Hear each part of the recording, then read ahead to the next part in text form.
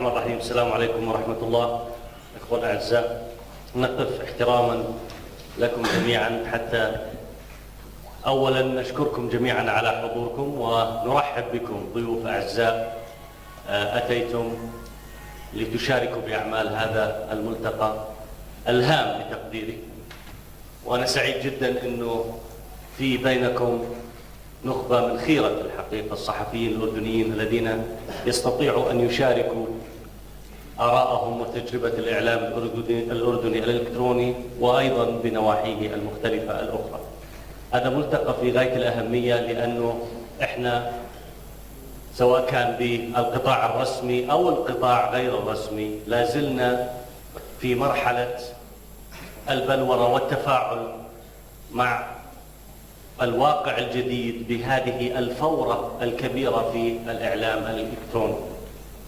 نتحدث عن توسع مهول في الإعلام الإلكتروني، نتحدث عن حضور استثنائي لا يمكن العودة عنه للإعلام الإلكتروني. حتى الصحف الورقية وكلكم تعلمون ذلك أصبحت تعول بكثير من خططها الاستراتيجية على مواقعها الإلكترونية كي تسهم باستدامة صحفها الورقية. بعجالة أقول لكم ما هي تجربتنا في الأردن بالتعامل مع هذا الشأن. أولا على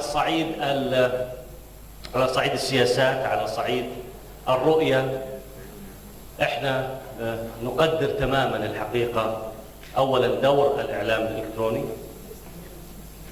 نفهم ونقبل أن الإعلام الإلكتروني شأن لا يمكن تجاهله أو السيطرة عليه كما يفعل بعض الرسميون في أماكن أخرى.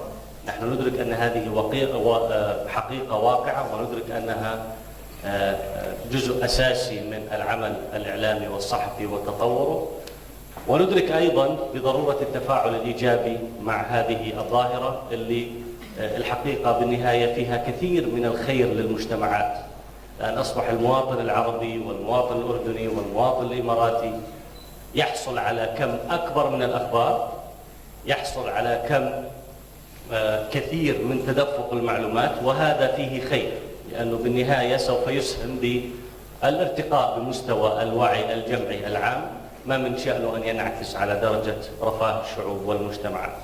لكن شو اللي صار عنا؟ اللي صار أنه بسبب غياب الأطر التنظيمية، حكينا عن الرؤية، حكينا عن السياسات، هذه رؤيتنا وهذه سياستنا، نحترم ونقدر ونقبل الإعلام الإلكتروني والصحيفة الإلكترونية تماما كما نقبل الصحيفة الورقية التي كانت حاضرة منذ فترة طويلة من الزمن.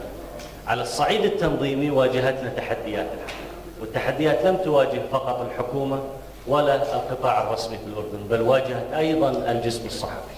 صار في توسع مهول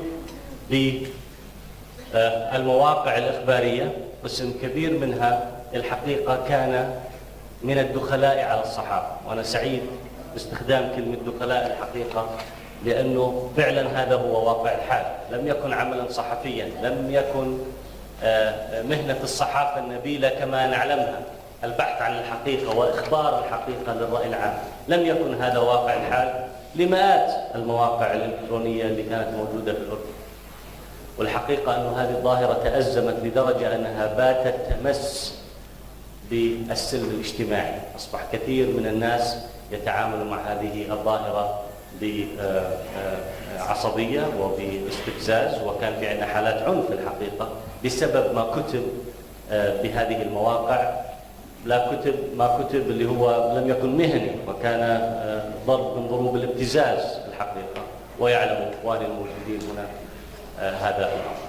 وبالتالي أصبحنا أمام حقيقة بضرورة التعامل مع هذا الأمر. بالنهاية الحكومة من واجبها الدستوري والقانوني والأخلاقي أن تنظم الحياة العامة للمجتمع، بما في ذلك الحريات. كل قيم الحرية المختلفة الموجودة في المجتمعات تنظم الحقيقة، تنظم من خلال انتخابات، تنظم من خلال طرق معينة يتم ممارسة الحرية فيها. وبالتالي كان لابد من خطوات قانونية دستورية تشريعية لتنظيم هذا الأمر. أصر على كلمة تنظيم هذا الأمر وليس تحديد حرية الصحافة أو سقف حرية الصحافة. وبالتالي كان في تشريعات تنظم هذا الأمر، أدى إنفاذها كان في عندنا 400 ما يقرب على 400 موقع إخباري، موقع إلكتروني. بعد تطبيق هذه التشريعات اللي وضعت بعض الشروط على ترخيص المواقع الإلكترونية، من أهمها أن يكون رئيس التحرير صحفيا في نقابة الصحفيين، عضو في نقابة الصحفيين. حقيقة كان في إغلاق لعدد من هذه المواقع. وهنا في كثير من الإخوان كانوا بيسألونا مجرد إغلاق المواقع الإلكترونية هو انتهاك لحرية الصحافة. أقول لا، هذا الكلام ليس صحيحا على الإطلاق. أقول هذا ربما بخلفية الأكاديمية، وأيضا أنا قبل أن أصبح وزير بعرف كيف يعني ينظر لهذه الأمور من ناحية تقييمية. لما بيجي موقع إلكتروني لا يمتلك أي صفة قانونية ولا يريد أن يصبح له صفة قانونية، إذن هو ليس يعني صفة معنوية قانونية أنت تحجبه. أنت لست بحاجة حتى لأمر قضائي أن تحجبه، لأنه لا يوجد له صفة معنوية قانونية. أما المواقع التي رخصت وأصبح لديها صفة قانونية بموجب أحكام القانون، لا تستطيع الحكومة ولا وزير الإعلام أن يحجبها إلا بأمر قضائي إذا خالفوا أحكام القانون. إذن هو بالنهاية حماية. الحقيقة القانون يوفر حماية لهذه المواقع الإخبارية اللي هي رخصت وسارت بالخطوات القانونية لكي تصبح كينونة قانونية معتبرة. من لا يريد أن يفعل ذلك، من لا يريد أن يرخص، من يريد أن يستمر بممارسة أبشع أنواع الابتزاز، إذن إحنا الحقيقة أيضا من واجبنا الأخلاقي أن نحمي المجتمع من هؤلاء الدخلاء على المهنة. أقول هذا وعندي قناعة كاملة وراسخة أن هذا الملتقى عليه الواجب الأخلاقي أن يضع هو ضوابط للدخلاء على المهنة. ما في حكومة في العالم تريد أن تتدخل بهذا الأمر لو أنه لم يكن بحاجة للتدخل. احنا ما بدنا كل ما يجي ناس ويحكي معنا صحفيين يقولون لماذا فعلتم ذلك. ما كنا نود أن نتدخل في هذا الأمر لولا أن كنا مضطرين للقيام بواجبنا الأخلاقي للتعامل مع هذا الأمر. ومع ذلك في بعض الإخوة اللي الحقيقة قيموا هذا الأمر بموضوعية، نظروا للخطوات التي قامت بها الحكومة بدرجة من الموضوعية، قدروا أيضا ضرورة أن يكون هنالك التفاعل وربما تعديل على القوانين. وقلنا هذا في مؤتمرات دولية، في مؤتمر جنيف وكان الأخ نضال موجود هناك. قلنا أننا إحنا يعني على استعداد الحقيقة أن نستمر بالتواصل والتفاعل مع الجسم الإعلامي والجسم الصحفي، وأيضا مع مجلس النواب الأردني اللي فيه عدد من الإعلاميين الذين يريدوا أن يروا مزيد من التطور على هذا الأمر. احنا قلنا أنه احنا على استعداد للتفاعل من أجل أن نصل لصيغة ربما تحقق درجة أكثر من القبول لدى الجسم الإعلامي. مرة أخرى نقبل الملاحظات وآراء الإخوة في الإعلام الإلكتروني في الأردن ونحترمها ومستعدين للتفاعل معها، لكن الهدف يجب أن يكون واضح للجميع. نحافظ على سقف الحرية، لكن يجب أن يرتبط ذلك بالمسؤولية. لا يوجد حرية بدون مسؤولية.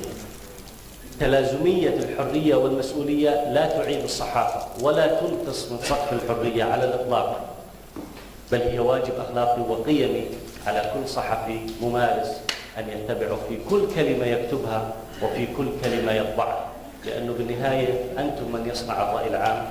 وإذا أدركت حجم المسؤولية الكبيرة الحقيقة الملقاة على عاتقكم لأنكم من يصنع الرأي العام، تدركوا خطورة كل كلمة تكتبوها. بعد إنفاذ أحكام القانون، وهي في عدد من الإخوة موجودين هنا، لم يقل مستوى الحرية الموجودة في المواقع الإخبارية الأردنية، وكلهم يشهدوا بذلك. لم يكن المقصود من القانون الانتقاص من حرية الإعلام. ودائما أقول للإخوة أنه الهدف تنظيمي بحت وليس الانتقاص من الحرية. أختم بقول ما يلي. كثير من الإخوة بالصحف الإلكترونية، أنا دائما أصر على تسميتها بصحف إلكترونية وليس مواقع، لأنها أنا بالنسبة لي كوزير إعلام الصحيفة الإلكترونية لا تقل أهمية عن الصحيفة الورقية. كثير من هذه الصحف لا زالت تشعر أنها صحافة درجة ثانية. اسألوا نفسكم أنتم، وزعوا الآن استبانة واسألوا، تشعر أن كثير من الصحافة الإلكترونية لا زالت هي تعتقد أنها صحافة. هذا خطأ الحقيقة، وأنا بعتقد أنه يؤثر على مستوى الأداء بشكل عام للصحافة الإلكترونية.